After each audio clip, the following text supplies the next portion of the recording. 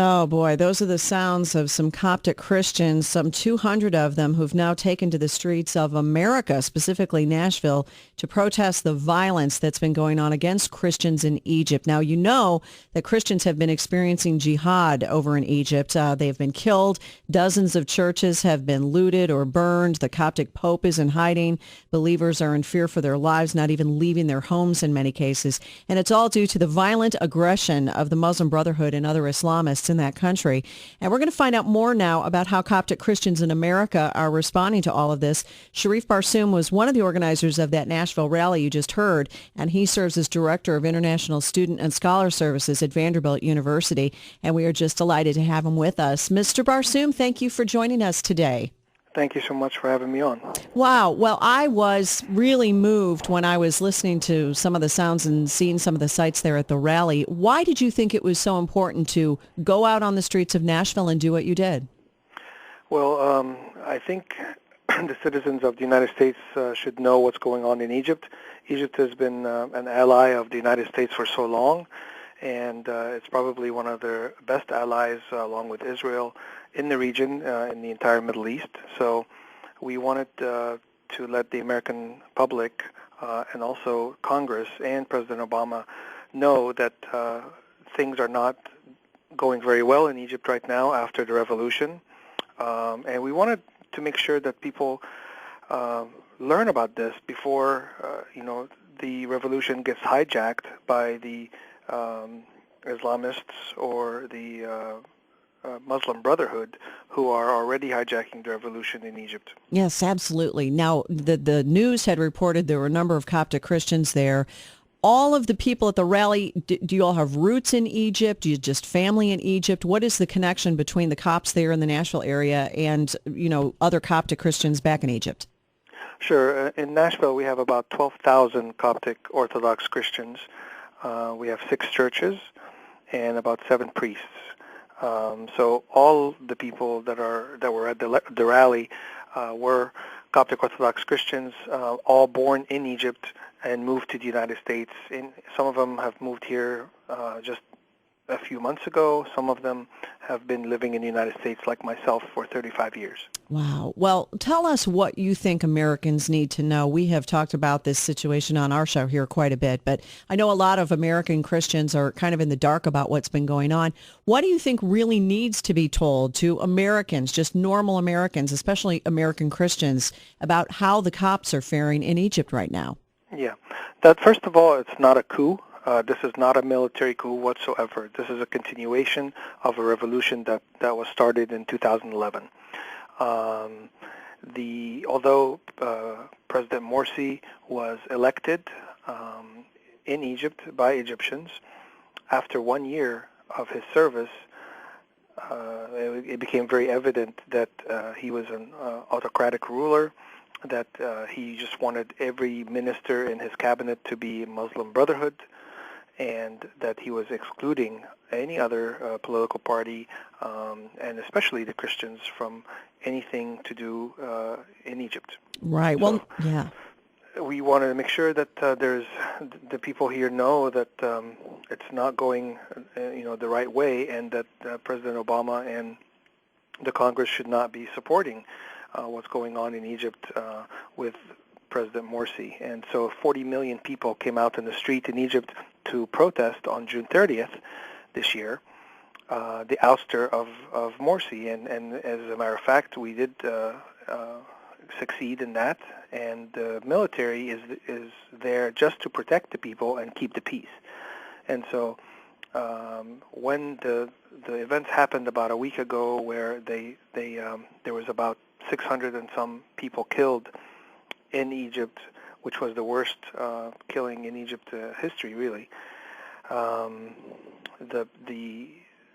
The media on the outside, everybody from the world media thought that the army are the ones that killed the people in the street. The matter of fact is that the Muslim Brotherhood also are armed, and so the Muslim Brotherhood is shooting at the army is shooting back, and therefore you have 600 people dead. Good grief. It's tragic. It's awful. And now what we're seeing and what we're hearing is that the Muslim Brotherhood is blaming the Coptic Christian community for what is happening now, which is ridiculous. But we'll come back in just a few moments with Sherif Barsoum, one of the organizers of the rally of Coptic Christians against what is going on in Egypt in Nashville. We'll be back on the Janet Mefferd Show right after this.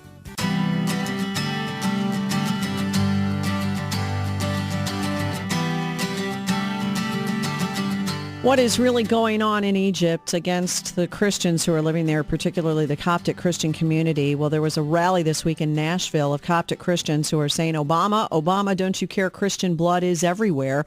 And one of the organizers of the rally, Sherif Barsoum, is joining me now to talk about it. What is your opinion, Mr. Barsoum, and the rest of the Copts who are living here in the United States, if you can deign to speak for them, of the reaction of the Obama administration going back to the Arab Spring, its support for the Muslim Brotherhood, and its reaction now to what's been happening to the Copts? Yeah, unfortunately, they've been very quiet, with very, very minimal support. Also, they haven't spoken out in support of the revolution, the Arab Spring, whatsoever. You get some, rhetoric that the people should be self-determined and so forth, but and democracy and so forth. But democracy in Egypt may not look the same as democracy here in the United States or in India or in other places around the world. So I think the United States should respect what the people of Egypt have called for, and that is the ouster of President Morsi, and also having the constitution rewritten. And once we have a new constitution in Egypt, then we will have democratically elected president, and hopefully that will come sooner than later. The problem is that, again, the Muslim Brotherhood, once they got into power, they don't want to leave power, right. and they have done all these atrocities against Christian churches, burning over 60 churches already last Friday. Well, that's the thing. A lot of people have talked about Hosni Mubarak, who obviously had, bad points to him for sure as a strong man. But what was life like under Hosni Mubarak for the Copts there in Egypt, as opposed to the bloodshed that's being perpetrated now by the Muslim Brotherhood? Well, there's no doubt that he wasn't the greatest person in the world, but at least there was stability in Egypt. We had, a good economy. Tourists were coming. Now there is no tourism whatsoever, and that was, that put out about 20 million people from jobs in Egypt. With a country of 90 million people, it's difficult to run a country and an economy with a major part of your economic output gone. Well, now, have you had much contact at all with fellow Christians there in Egypt? What are they telling you, if anything, or telling people you've talked to? What is the word from that community directly? Yeah, and sure, not only with Christians, but also my Muslim friends. I mean, I have plenty of Muslim friends that live in Egypt and live here, and Muslims and Christians in Egypt have been living together for 1,400 years, and very little problems here and there, but for the most part, we've been together, and we've been, living with each other with love and peace, and there's no problems. Once you have the few extremists come in, that's where the problems begin. They've been saying that right now, of course, in Egypt, there's a curfew that is at 7 p.m., so everybody has to be home by 7 p.m., so it's a little difficult. They have postponed the beginning of the school year for the children because of all the problems going on in the country. The universities have also been postponed for a little bit. They have a curfew for the entire month, and they're just waiting to see if everybody, if the army is going to have control over the situation or not. The army is arresting a lot of Muslim Brotherhood people and sending them to prison, and even trying them already. So. Right. Well, as far as somebody to replace Morsi, is there any front runner whose name is thrown about who might be a good replacement, somebody who would be able to bring stability to the nation there and treat the Copts with more decency? Yeah, not quite yet. There is first we have to have a constitution. So before we have a constitution, there's no presidential elections. And so, step by step, it's going to take time, and any revolution will take time to get settled.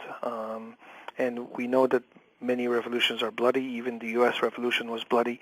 But still, we want to make sure that we go at it the right way, and that is with a constitution first that is fair and equal for everyone. And then once we have the Constitution, then we have presidential elections that are fair and democratic. And what has your opinion been as you've been reading American media about how, the mainstream media in the United States has been covering everything that's been going on in Egypt? Yeah, I think the New York Times probably has done the best in covering Egypt. And I think yesterday's New York Times has extensive articles, and it was actually on the front page of the New York Times, the picture of a church being burned, and then also about the military aid that goes to Egypt. So I think the main thing that the U.S. media is missing is that it is not a coup, and everybody is just held up on this idea of a military rule. Egyptians like the military because the military protects the people. Right. The military doesn't take sides. If you're Muslims or Christian or whatever, they don't take sides. They are just there for peace, basically. So they don't want to rule, and that's another thing that the U.S. media has to understand, is that the military does not want to rule Egypt. They're just there for the interim until there's a constitution, and then there's elections, and then there will be a president. What do you expect will happen with the Muslim Brotherhood if the people are able to prevail? You do get a new constitution. You are able to get a more democratically minded president.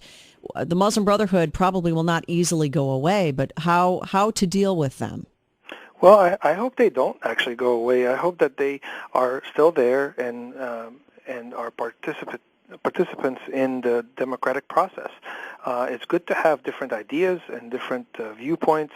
As long as there is no terrorism, as long as there's no killing, we're happy to have the Muslim Brotherhood in the parliament. We're happy to have the Muslim Brotherhood participate in the political life of Egypt.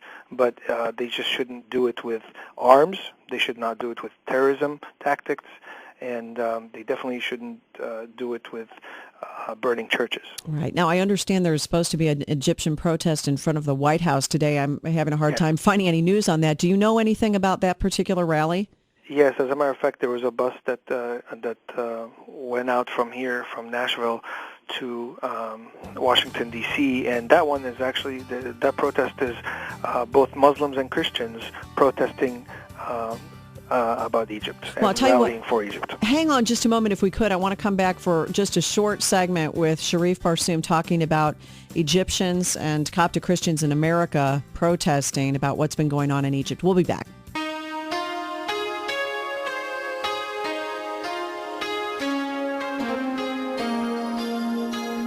5 minutes before the hour. Yes, this is from a Facebook page, What You Won't See on CNN, about Egypt. There's an Egyptian protest in support of the Egyptian government and its fight against terrorism going on today in Washington, D.C., apparently moving from the Washington post offices to CNN and then to the Islamic Care offices, and ending in front of the Egyptian military attaché's office in Washington to praise the army there in Egypt for doing what it's doing in its heroic stand against Muslim Brotherhood terrorism.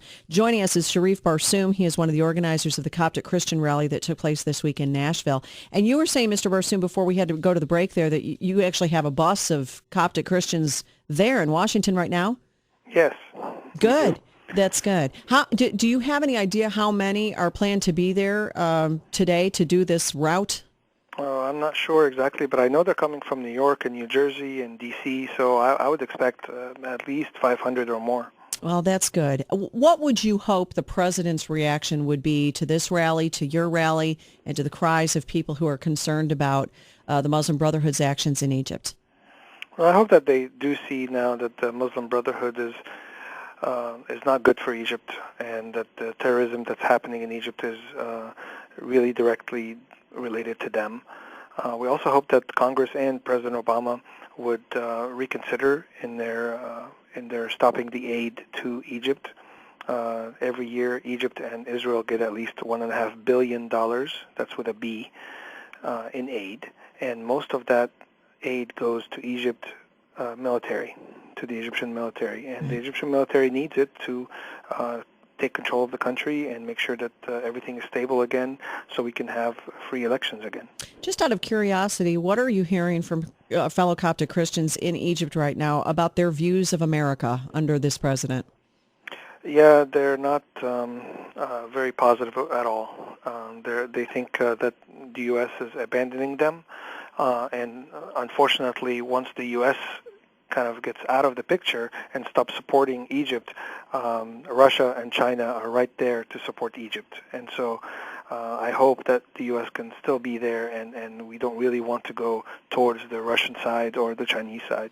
Boy, well, I'm so grieved to hear that, but I hope that they will realize that those of us who are fellow Christians here in the United States do care about them, are praying for them, are outraged that we're not doing more as a nation, and hope you will convey that to them. Absolutely. On our behalf, because that's all I'm hearing from fellow Christians is we must pray for our brothers and sisters there in Egypt. And I want to thank you so much for joining us, Sherif Barsoum, who's Director of International Student and Scholar Services at Vanderbilt. Thank you so much for your time, and God bless you. Thank you so much.